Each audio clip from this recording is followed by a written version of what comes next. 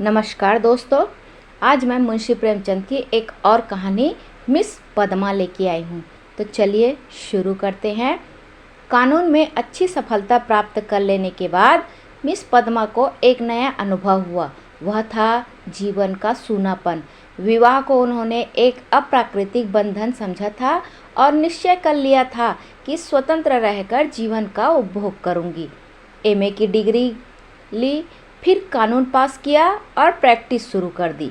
सुंदर थी, मृदु भाषणी थी और प्रतिभाशाली भी थी।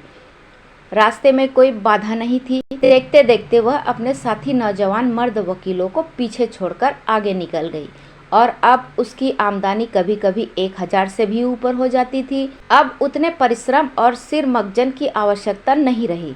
मुकदमे अधिकांश वही होते थे जिनका उन्हें पूरा अनुभव हो चुका था। उसके विषय में किसी प्रकार की तैयारी की उसे ज़रूरत नहीं होती थी। अपनी शक्तियों पर कुछ विश्वास भी हो गया था। कानून में कैसे विजय मिला करती है, इसके कुछ लटके भी उसे मालूम हो गए थे। पद्मा को अब बहुत खाली समय मिलता था और इसे वह किस्से कहानियाँ पढ़ने, शेयर करने, सिनेमा देखने, मिलने मिलाने में खर्च किया करती थी।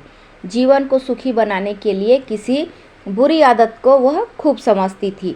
उसने फूल और पौधे लगाने का आदत पाल लिया था। तरह तरह के बीज और पौधे मंगवाती और उन्हें उगते बढ़ते फूलते फलते देखकर खुश हो जाती थी।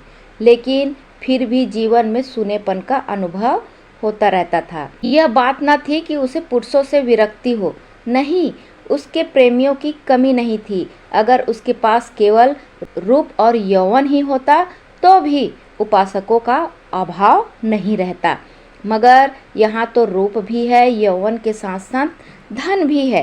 फिर जो रसिक लोग हैं वो क्यों चूक जाते। पद्मा को विलास से घृणा थी नहीं, घृणा थी पराधीनता से, विवाह को जीवन का व्यवसाय बनाने से। यूँ तो उसके दर्जनों चाहने वाले थे, कई वकील, कई प्रोफेसर, कई डॉक्टर, कई रईस, लेकिन ये सब के सब अय्याश किस्म के थे, बेफिक्र, केवल भौरे की तरह रस लेकर उड़ जाने वाले। ऐसा एक भी न था जिस पर वह विश्वास कर सकती। अब उसे मालूम हुआ कि उसका मन केवल भोग नहीं चाहता, कुछ और भी चाहता है। वह चीज़ क्या थी? पूरा आत्मसमर्पण, और उसे यह नहीं मिलती थी। उसके प्रेमियों में एक मिस्टर प्रसाद भी थे। बड़ा ही रूपवान और धुरंधर विद्वान थे। एक कॉलेज में प्रोफेसर थे। वह भी मुक्ति भोग के आदर्श का उपासक था और पद्मा उस पर फिदा थी। वह चाहती थी कि उसे बांध कर रखे।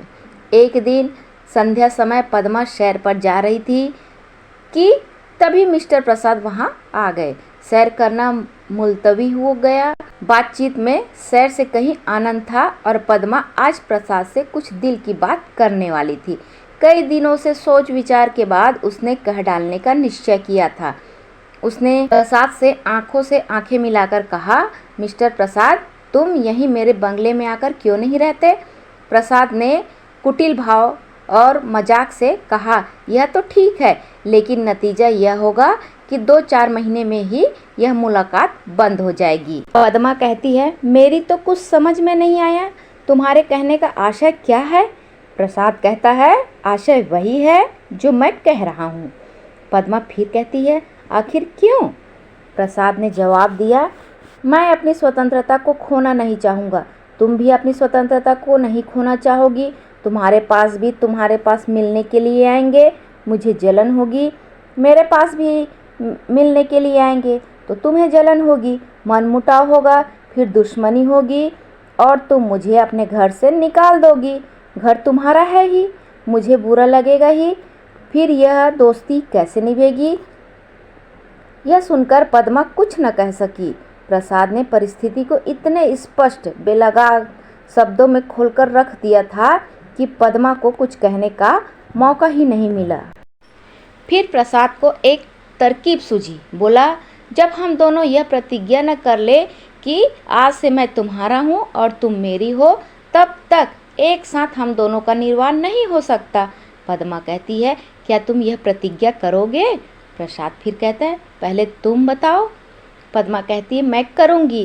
फिर प्रसाद कहता है तो मैं भी करूँगा। फिर पद्मा कहती है लेकिन इस एक बात के सिवा मैं और सभी बातों में स्वतंत्र रहूँगी, लेकिन अगर तुमने इसके विरुद्ध आचरण किया तो मैं तुम्हें घर से निकाल दूँगी। बोलो मंजूर है?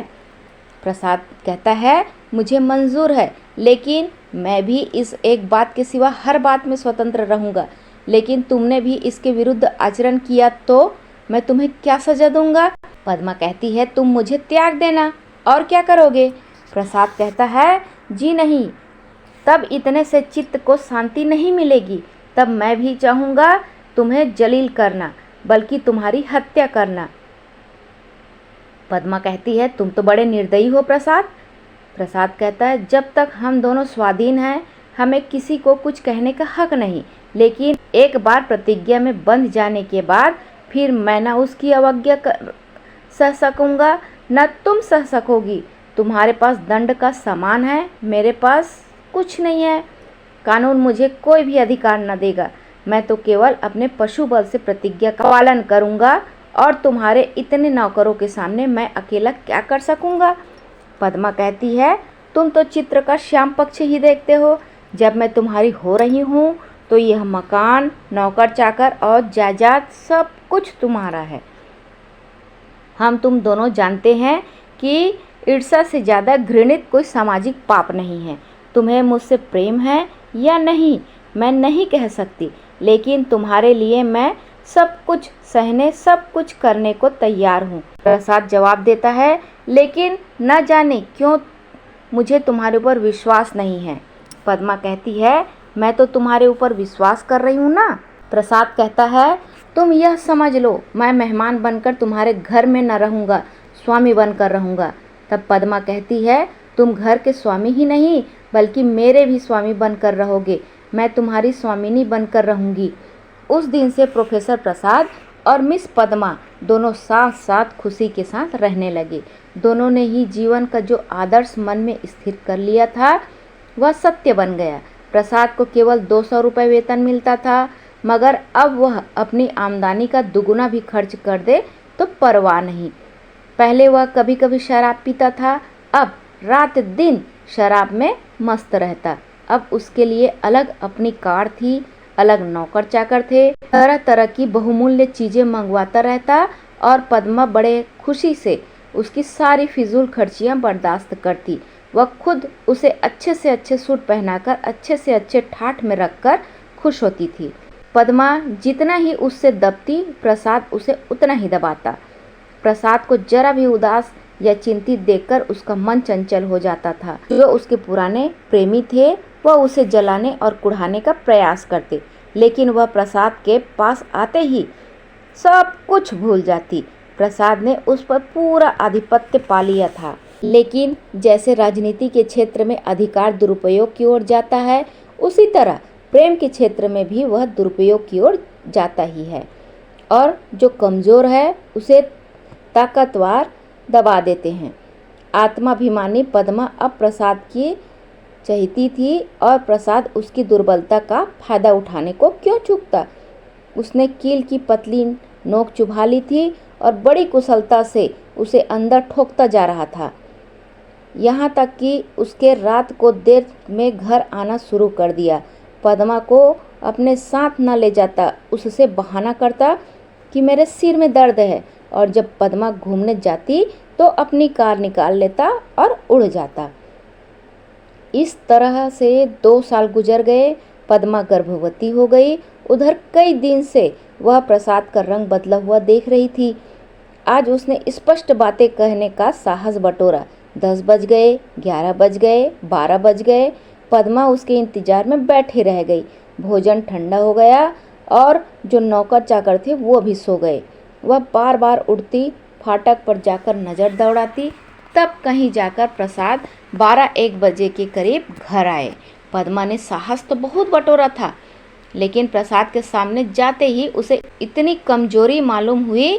फिर भी उसने जरा कड़े स्वर में पूछा, आज इतनी रात तक कहाँ थे? प्रसाद को वह इस समय असुंदरता की मूर्ति सी लग रही थी।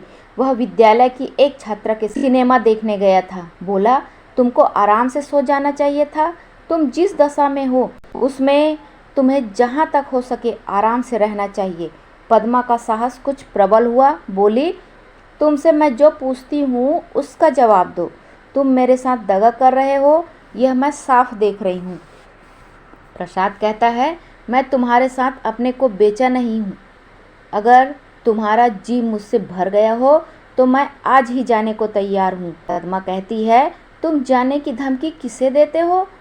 तुमने यहाँ आकर कोई बड़ा त्याग नहीं किया है। फिर प्रसाद ने कहा, मैंने त्याग नहीं किया है, तुम यह कहने का साहस कर रही हो। मैं देख रहा हूँ तुम्हारा मिजाज बिगड़ रहा है। तुम समझती हो मैंने इसे अपंग कर दिया, लेकिन मैं इसी समय तुम्हें ठोकर मारने को तैयार हूँ। यह सुनकर पद्मा का साहस जैसे टूट गया था। प्रसाद अपना ट्रंक संभाल रहा था।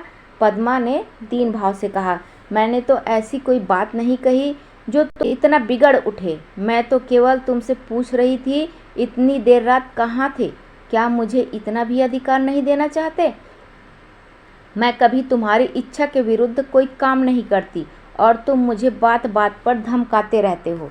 तुम्हें मुझ पर जरा भी दया नहीं आती। मुझे तुमसे कुछ भी तो सहानुभूति मिलनी चाहिए।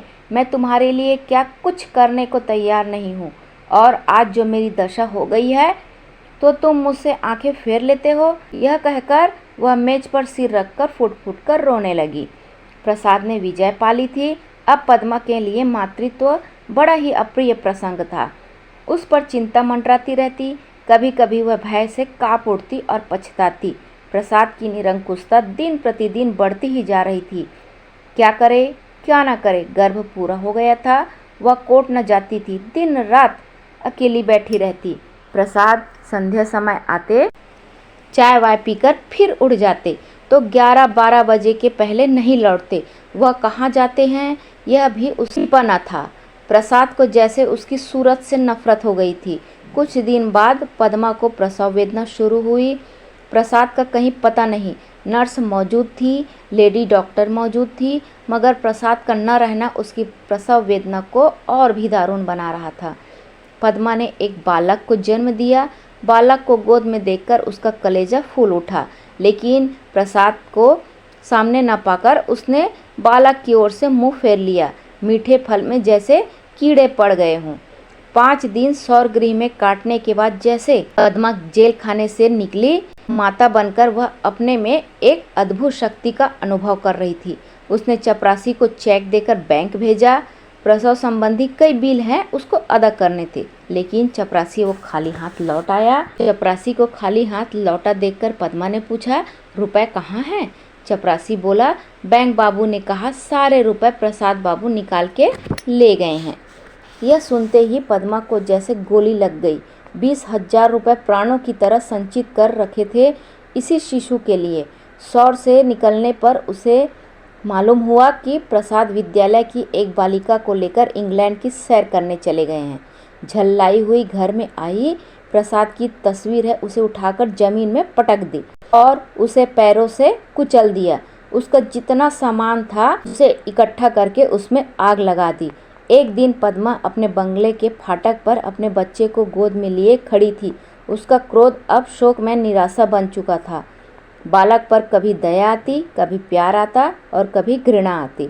तभी उसने सड़क पर देखा एक यूरोपियन महिला अपने पति के साथ अपने बालक को बच्चों की गाड़ी में बिठाए चली जा रही है।